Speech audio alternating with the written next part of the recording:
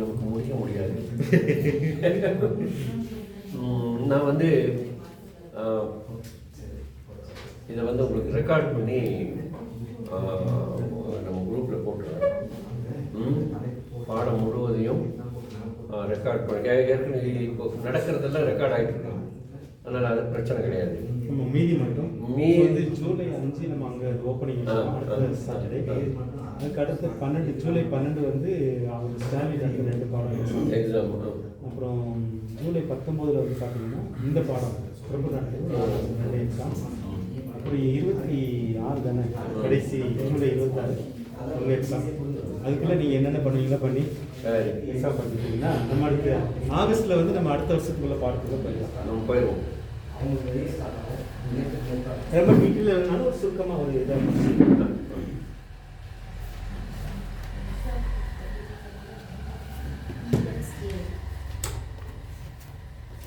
நம்ம கடைசி எந்த இதோட முடித்தோம்? ஆமோஸில் முடித்தோம்.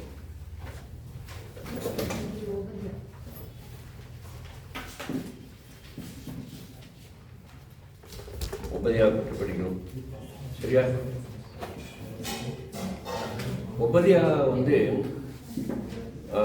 ஆமோஸ், ஏசாயா, மீகா போன்ற தீர்க்கதரிசிகளுடைய சமகாலத்தவர்.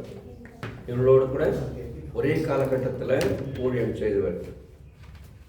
இவர் இன்னொரு தடவை ஆமோஸ், ஓசியா வந்து ஆமோஸ், ஏசாயா, மீகா தீர்க்கதரிசி இவங்களுக்கு சமகாலத்தவர், ஒரே காலகட்டத்தை சேர்ந்தவர். ஆச்சுங்களா? இவர் வந்து இஸ்ரவேல் நாட்டில் உள்ளவர்களுக்கு குறிப்பாக தீர்க்க தரிசனம் சொன்னார்.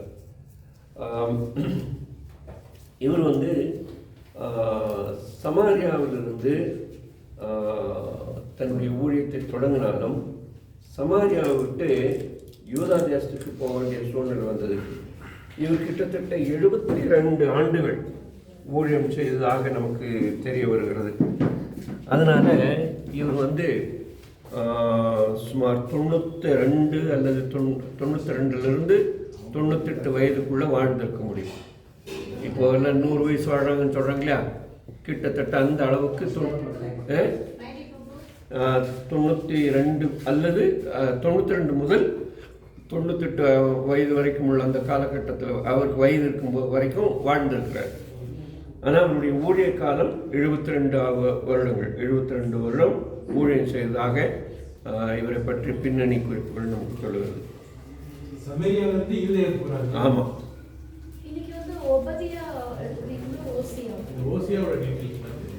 அப்படியா? உபதியா இது முடிச்சிட்டோமா? ஆமாம், வரைக்கும் முடிச்சிட்டோமா? பரவாயில்லையே. உபதியா அப்போ சரி. அப்போ உபதியா மன்னிச்சிருங்க. உபதியா என்ற வார்த்தைக்கு பொருள் வந்து யெகோவாவை தொழுதல், யெகோவா தேவனை அல்லது தேவனாகி கர்த்தரை தொழுது கொள்ளுதல் என்பது பொருள். இந்த உபதியாங்கிற வார்த்தைக்கு அடிமை அல்லது தாசன் என்ற பொருள் கொள்ளலாம். அடிமை அல்லது தாசன் என்ற பொருள் கொள்ளலாம். உபதியான்னு சொல்கிறவர் யார் அப்படின்னு சரியாக சொல்ல முடியல. ஏன்னா வேதாகமத்தில் பல உபதியாக்கள் இருக்கிறார்கள். அதனால் இவர் எந்த உபதியா என்ற தகவல் நமக்கு இன்னும் கிடைக்கவில்லை.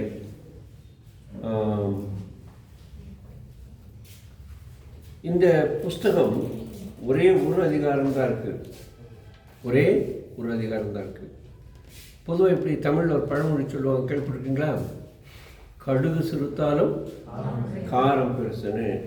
அதனால் அதே போல் இது ஒரே ஒரு சின்ன அதிகாரம் உள்ள புத்தகமாக இருந்தாலும் இதனுடைய தேவனுடைய வார்த்தை இதில் ஆழமாக இருக்குங்கிறது தான் இதனுடைய முக்கியமான காரியம்.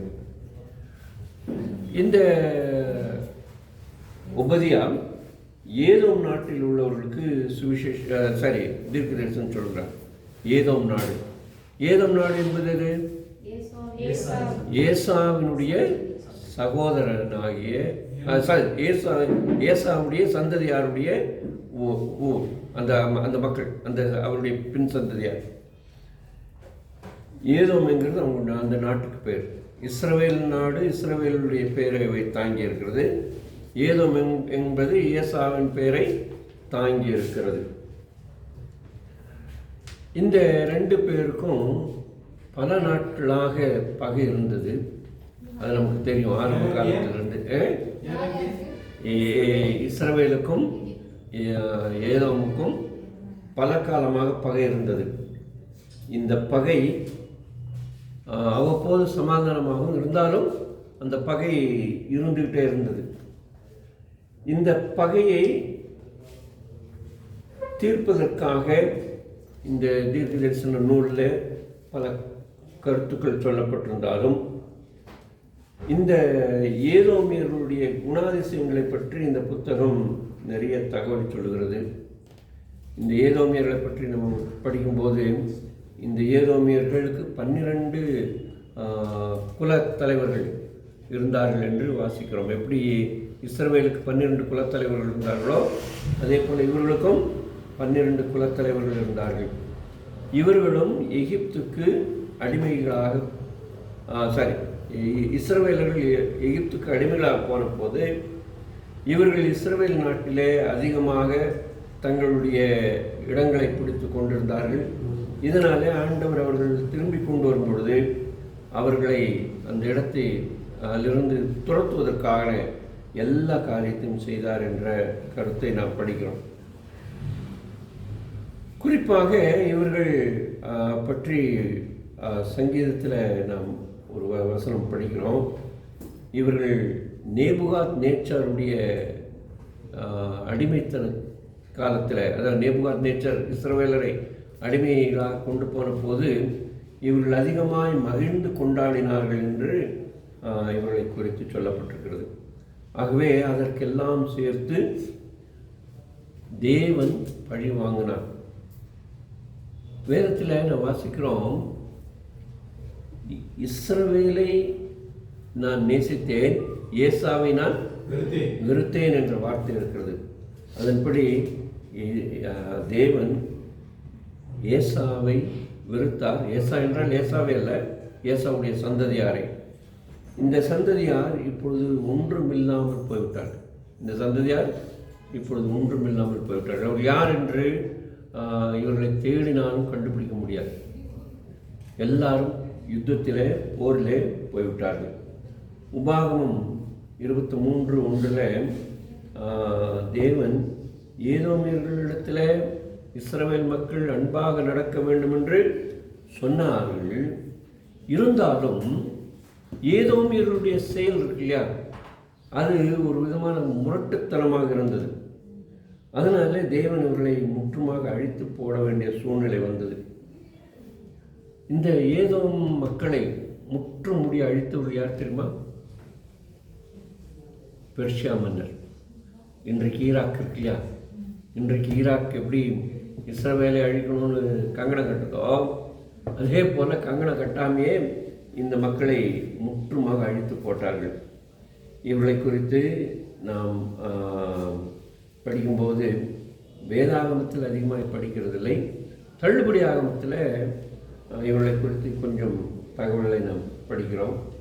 இவர்கள் மக்கபேயர்கள் பற்றி, மக்கபேயர்களுடைய புத்தகம் வேதாகமத்தில் இருக்குது, தள்ளுபடி ஆகமத்தில். அந்த மக்கபேயருடைய புத்தகத்தில் கொஞ்சம் நஞ்சம் இருந்த ஏதோமியர்களையும் மக்கபேயர்கள் முற்றுமாக அழிக்கப்பட்டார்கள். இந்த நூல் நமக்கு சொல்லுகிற செய்தி என்னவென்றால், யாரெல்லாம் தேவனை தள்ளி தங்கள் சுய பெருமையிலே வாழ்கிறார்களோ அவர்களுக்கு இது ஒரு எச்சரிப்பின் புத்தகம். யூதர்களை பகைக்கிறவர்களுக்கு எதிராக தேவன் யுத்தம் செய்கிறார். யூதர்களை பகைக்கிறவர்களுக்கு எதிராக தேவன் யுத்தம் செய்கிறார். இன்றைக்கு அதான் நம்ம பார்க்குறோம். இன்றைக்கு உங்கள் ஈராக்கியர்கள் யூதர்கள் என்ன செய்கிறாங்க? அந்த யூதர்கள் என்ற குலமே இருக்கக்கூடாது என்று கங்கணம் கட்டுகிறார்கள். ஆனால் இன்றைய காலையில் செய்திப்படி இந்த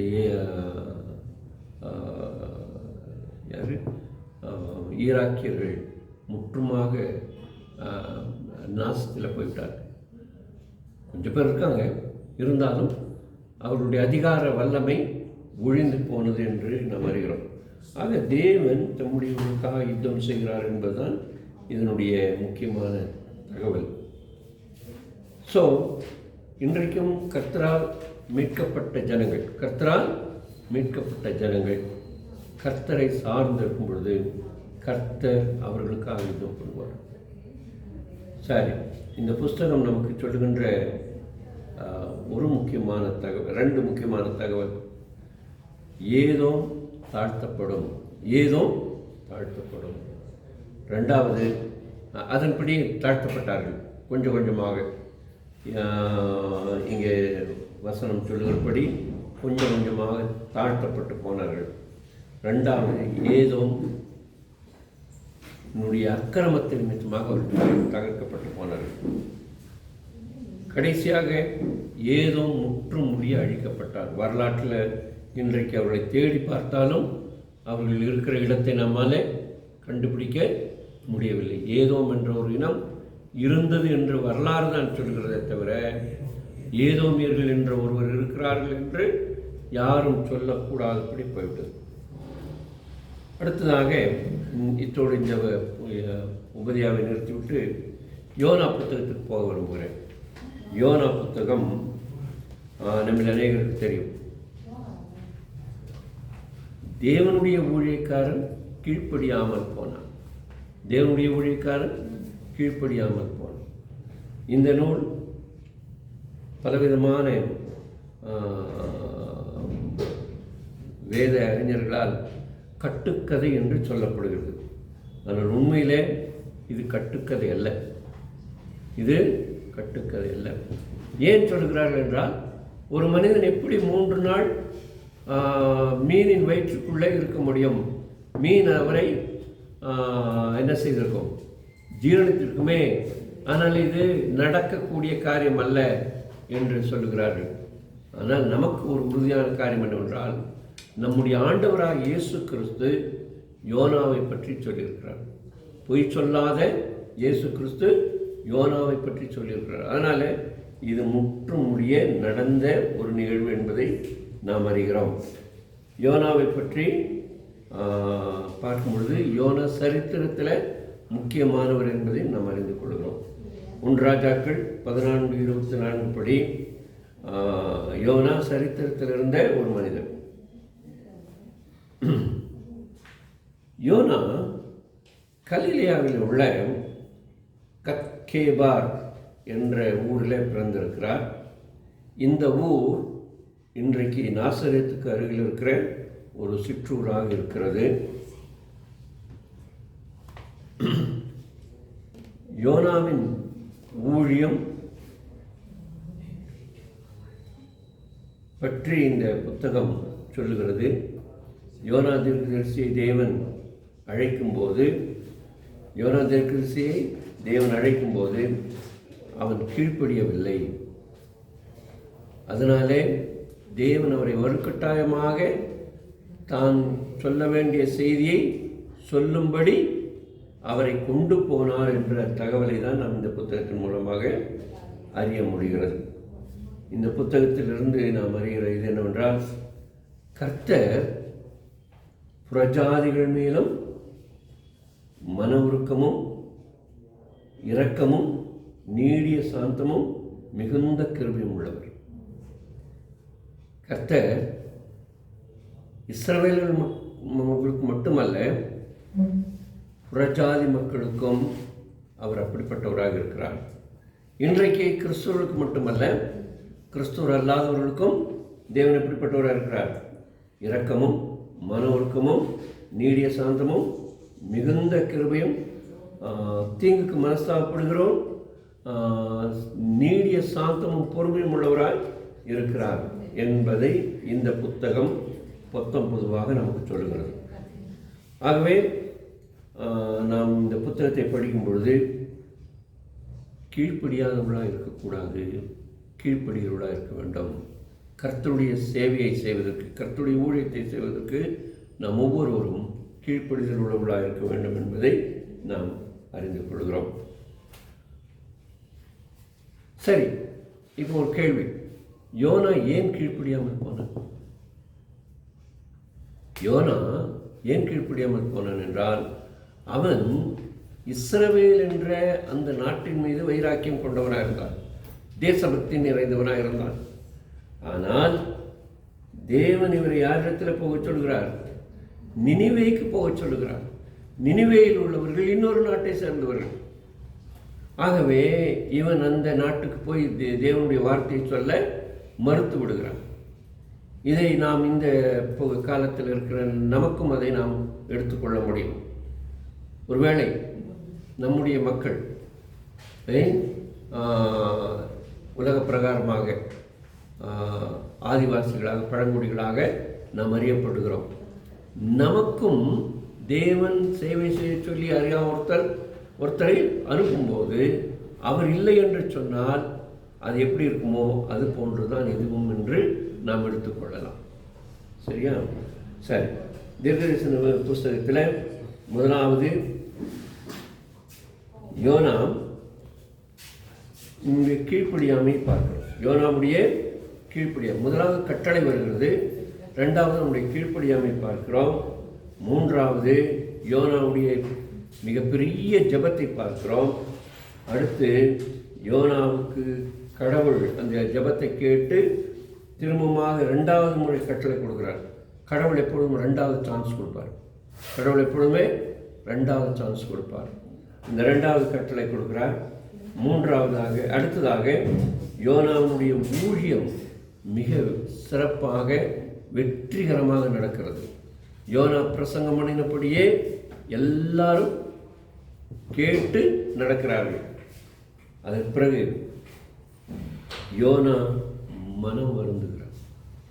யோனா மனம் வருந்தும்போது கர்த்தர் அப்படியே விட்டு விடவில்லை, அவனை கடிந்து கொள்கிறார். எப்படியெல்லாம் கடிந்து கொள்கிறார் என்பதையும் நாம் பார்க்க முடிகிறது. சரி, இப்போது முதல் அதிகாரத்தில் முதல் 3 வசனங்களில் ஆண்டவர் யோனாவுக்கு கட்டளை கொடுக்கிறார். முதல் 3 வசனங்களில் இந்த நினிவே என்ற அந்த மாநகரத்துக்கு, பெரிய பட்டணத்திற்கு போக சொல்லுகிறார். இந்த பெரிய பட்டணம், இந்த நினிவே நகரம் எவ்வளவு பெரியது என்று நாம் பார்க்கும் பொழுது வேதாகம புவியியல் படி இது சுமார் 100 கிலோமீட்டர் பரப்பளவு கொண்டது. 100 கிலோமீட்டர் பரப்பளவு கொண்டது. கிட்டத்தட்ட 6 லட்சம் மக்கள் தொகை கொண்ட நாடு. நம்முடைய நீலகிரியை போன்று ஒரு நாடாக இருந்திருக்கும். நீலகிரியில் இப்பொழுது 8 to 9 லட்சம் மக்கள் இருக்கிறோம். அதிலிருந்து ஒரு 3 லட்சம் குறைவாக இருக்கிற ஒரு நாடு. அது 6 லட்சம் மக்கள். அதனால நினிவேயில் 6 லட்சம் மக்கள் இருந்தாங்க. சுமார் 6 லட்சம் மக்கள். இவர்களை பற்றி ஆண்டவர் சொல்லும்போது என்ன சொல்றாரு? இடது கைக்கும் வலது கைக்கும் வித்தியாசம் அறியாதவர்கள் என்று சொல்லி, அப்படிப்பட்ட மக்கள் மீது தேவன் அக்கறை உள்ளவராக இருக்கிறார். ஆனால் தீர்க்கதரிசியாகிய யோனாவுக்கு அவர்கள் மேல் அக்கறை இல்லாமல் இருக்கிறது. ஏனென்றால் நான் ஏற்கனவே சொன்னது போல அவர் யூதா மக்களை தான், இஸ்ராயல் மக்களை தான் கடவுளால் தெரிந்து கொள்ளப்பட்டவர்கள் என்ற எண்ணத்தில் இருந்தார் என்று நாம் அறிய முடிகிறது. யோனா தீர்க்கதரிசிக்கு தேவன் நினிவேக்கு போக சொல்லும்போது நேர் எதிர் திசையில் இருக்கிற தர்ஷீஸுக்கு போகிறார். தர்ஷீஸுக்கு போகும்பொழுது தேவன் அவரை அவர் போன்ற அந்த சூழ்நிலையெல்லாம் நமக்கு தெரியும் இல்லையா? பெரும் புயல் வந்து தேவன் அவருடைய பயணத்தை தடுத்து விடுகிறார். தேவன் அவருக்கு பயணத்தை தடுக்கும் பொழுது பாருங்கள், அங்கே என்னென்னலாம் கீழ்ப்படி இருப்பாருங்க. யோனா ஒருத்தர் கீழ்ப்படியில், தேவனுடைய மனுஷன் ஒருத்தர் கீழ்ப்படியில். ஆனால் எதெல்லாம் கீழ்ப்படி இருப்பாருங்களேன்? அவர் கடலுக்கு கட்டளையிடுகிறார். கடல் என்ன செய்கிறது? கீழ்ப்படிந்து அங்கே ஒரு பெரிய பூகம்பத்தை ஏற்படுத்துகிறது. ரெண்டாவது, அங்கே தேவன் ஒரு மீனுக்கு, பெரிய மீனுக்கு கட்டளையிடுகிறார். மீன் கீழ்ப்படுகிறது. அந்த மீன் என்ன செய்கிறது? அவரை முழுங்க செய்கிறது. பிறகு 3ஆம் நாள் கரையில் வந்து கக்கவும் செய்கிறது. இதெல்லாம் ஆண்டவர் கட்டளையிட நடக்கிறது. அதைத் தொடர்ந்து 4வது அதிகாரத்தில் ஆண்டவர் ஒரு ஆமணக்கு செடிக்கு கட்டளையிடுகிறார். இது ஆமணக்குன்னு நமக்கு இருக்கிறது. இது ஆமணக்கான்னு எனக்கு தெரியாது. ஆனால் ஏதோ ஒரு சிறிய மரம், ஒரு நல்ல ஒரு ஒரு புதர் போன்ற ஒரு மரம் ஒரே நைட்டில் வளருது. ஸோ அவருடைய ஒரு குளிர்ச்சியான பாதுகாப்பான ஒரு ஒரு ஒரு புதர், அந்த மரம் வளர்கிறது. அப்புறம் ஒரு பூச்சிக்கு கட்டளையிடுகிறார். பூச்சி கீழ்ப்படுகிறது. அப்புறம் உஷ்ணமான காற்றுக்கு கட்டளையிடுகிறார். அதே போல் முதல் நாள் குளிர்ச்சியான காற்றுக்கும் கட்டளையிடுகிறார். ஸோ குளிர்ச்சியான காற்று, ஒரே நிமிஷம்,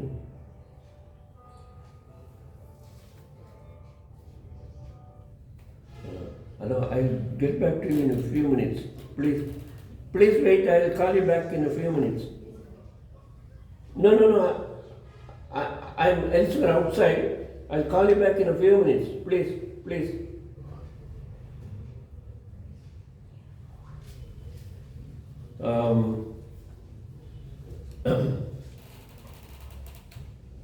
உஷ்ணமான கீழ்காற்று அனுப்புகிறார். அதுவும் கீழ்ப்படுகிறது. இதன் மூலமாக நாம் அறிவது என்னவென்றால், சரி, அதுக்கு முன்னால்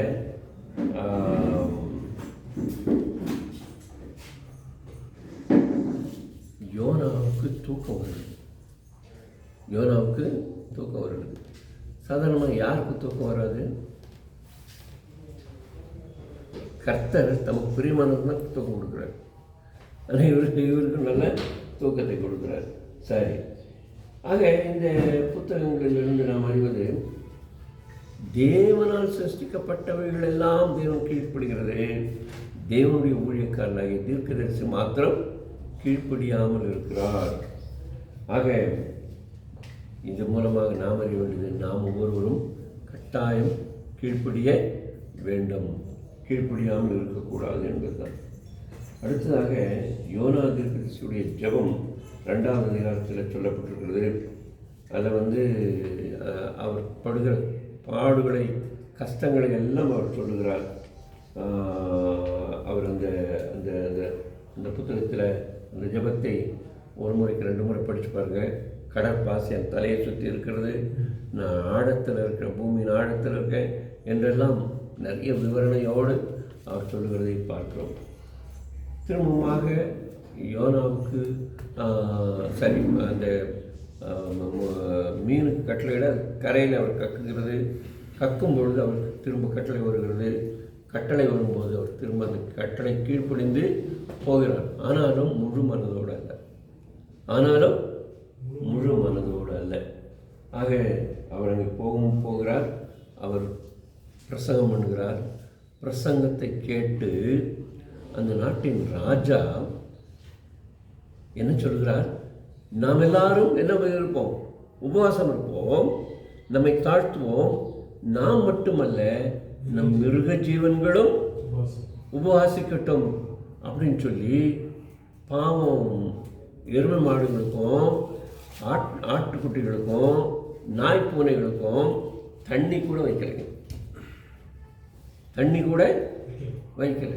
ஆக எல்லாரும் மன திரும்பினதுனால அங்கே நினிவேயின் மக்கள் உபவாசத்தை, ஜெபத்தை கேட்டு தேவன் அங்கே ரட்சிப்பை கட்டளையிட்டதுனால அவருடைய ஊழியம் சிறப்பாக இருந்தது. அவர் வெற்றி பெற்றார். ஆனாலும் அவர் ஊழியத்தை முடிச்சுட்டு ஊரை விட்டு கொஞ்சம் வெளியே வந்து வேடிக்கை பார்க்க ஆரம்பிக்கிறார். ஆஹா, ஆண்டவர் சொல்லி நான் செஞ்சுட்டேன், இப்போ அடுத்து என்ன நடக்க போகுதுன்னு சொல்லி பார்க்குறேன்னு சொல்லி ஊழியத்தை விட்டு வெளியே வந்து வேடிக்கை பார்க்குறாரு. அப்படி வேடிக்கை பார்க்குற அந்த நேரத்தில் அங்கே ஆண்டவர் அந்த செடிக்கு கட்டளையிடுகிறார். செடி வளர்கிறது. குளிர்ச்சியான காற்று கட்டளையிடுகிறார். குளிர்ச்சியான காற்றை பெறுகிறார். 2வது நாள் தேவன் அந்த செடிக்கு ஒரு பூச்சியை கட்டளையிடுகிறார். பூச்சி மரத்தை அரித்து விடுகிறது, அழித்து விடுகிறது. மறுநாள் காலையில் வெயில் காற்று வீசும்படி சொல்கிறார். வெயில் காற்று வீசுகிறது. இதனாலே மனம் நொந்து போகிறார். ஆக தேவனுடைய ஊழியர்கள் அப்படி இருக்கக்கூடாது என்பதை இந்த புத்தகம் நம்ம காண்பிக்கிறது. ரோமர் புஸ்தகத்தில் ஒரு அழகான ஒரு வசனம் இருக்குது. யாரோ ஒருத்தர் எடுத்தவங்க படிக்கலாமே. 5வது அதிகாரம் 22வது வசனம். ஆண்டவர் எப்படியாக பிரஜாதிகள் மீதும் அக்கறையுள்ளவராக இருக்கிறார் என்பதை சொல்லுகிறது. 5:22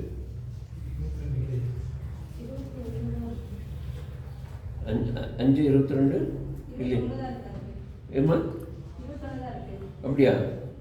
21 படிங்க. 22 21 படிங்க. ஓ சரி சரி. இந்த வசனம் என்னங்கிறது நான் அப்புறம் சொல்கிறேன். தேவன் யூதருக்கு மாத்திரமா தேவன், பிரஜாதிகளுக்கும் தேவன் அல்லவா என்ற ஒரு வசனம் ஞாபகம் இருக்கா? தேவன் யூதருக்கு மாத்திரமா தேவன், பிரஜாதிகளுக்கும் அவர் தேவன் அல்லவா அப்படின்னு ஒரு வசனம் வருது. உண்மையில் சொல்ல போனால் தேவன் பிரஜாதிகளுக்கும் தேவனாக இருக்கிறார். பூமியிலே இருக்கிற எல்லா மனுக்குலத்துக்கும் அவர்தான் தேவன். பூமியில் உள்ள எல்லா மனுக்குலத்துக்கும் அவர்தான் தேவன். அவரை ஏற்றுக்கொண்டவர்கள் அவரை அறிந்து கொள்கிறார்கள். அவரை ஏற்றுக்கொள்ளாதவர்கள் அவரை எதிர்த்து நிற்கிறார்கள். அவ்வளோதான். ஆனால் அவரை எதிர்த்தவர்களையும் அவர் நேசிக்கிறார், ஏற்றுக்கொண்டவர்களையும் நேசிக்கிறார், சரிசமமாக நேசிக்கிறார். ஆண்டவர் எல்லாரையும் நேசிக்கிறார். அதனால தான் நான் ஆரம்பத்தில் சொன்னேன், அவர் இஸ்ரவேலருக்கு மட்டும் தேவன் அல்ல, நம்ம எல்லாருக்கும் தேவன். அதனால தான் நாம் இந்த கடைசி காலங்களில் மீட்கப்பட்டிருக்கிறோம். பிரஜாதிகளாக இருந்த நம்மை ஆண்டவர் மீட்டிருக்கிறார். அது மாத்திரமல்ல, தேவன் பிரஜாதிகளுடைய தேவனாக இருக்கிறபடினாலே இன்றைக்கும் பிரஜாதிகளில் ஒருவரும் கெட்டு போகக்கூடாது என்று, ஒருவரும் கெட்டு போவது அவருக்கு சித்தமல்ல என்று நாம் வேதத்திலே வாசிக்கிறோம். ஆக இயேசு கிறிஸ்து யோனாவை ஒரு உண்மையான தீர்க்கதரிசி என்று சொன்னார். அதனாலே அவருடைய தீர்க்கதரிசன ஊழியங்கள் ஒவ்வொன்றும் உண்மையாகவே நடந்தது. ஆகவே இந்த யோனா செய்த அந்த பெரிய அற்புதங்கள், பெரிய பிரசங்கம், அதன் மூலமாக நடந்த அந்த மனமாற்றம் இன்றைக்கும் வரலாற்றில் சொல்லப்படுகிறது என்பதுதான் எடுத்துக்கொள்கிறோம். ஆக நாம் யோனாவை போல இருக்கக்கூடாது என்பதுதான் இந்த செய்தியினுடைய முக்கியத்துவம். கர்த்தருக்கு சித்தமான மீகா தீர்க்கதரிசன புஸ்தகத்திலிருந்து மல்கியா தீர்க்கதரிசன புஸ்தகம் வரைக்கும் உள்ள புத்தகங்களை நான் உங்களுக்கு பதிவு செய்து அனுப்புகிறேன். நீங்கள் பதிவில் படித்துக் கொள்ளலாம். ஏற்கனவே பார்த்த சில புத்தகங்களுக்கும் சில தகவல்களை நான் சேர்த்து இணைத்து உங்களுக்கு அனுப்புகிறேன். போன வாரம் நம்ம ஒரு இதை குறித்து பேசணும். கிரேக்க நாடு 4 தளபதிகளால் பிரிக்கப்பட்டது என்று. அதில் 2 தளபதிகளுடைய பேரை நான் சொன்னேன். மற்ற 2 தளபதிகளுடைய பேரையும் சேர்த்து உங்களுக்கு பதிவிடுகிறேன். அதில் நீங்கள் பார்த்துக்கொள்ளலாம். கர்த்தர் தொடர்ந்து 26ஆம் தேதி எழுத போகிற தேர்வில் நீங்கள் வெற்றி பெற சிறந்த கேள்விகளை நான் தர நீங்கள் எனக்கு ஆகிவித்துக் கொடுங்க. கஷ்டமான கேள்விகள் அல்ல. ஆதி ஆகமத்திலிருந்து மல்கியா வரைக்கும் உள்ள எல்லாத்துக்கும் சேர்ந்து நான் கேள்வி தயாரித்து தருகிறேன். அதனால் கட்டாயம் வெற்றி பெற்று விடுகிறேன். ஜெபம் செய்யும். பிதாவே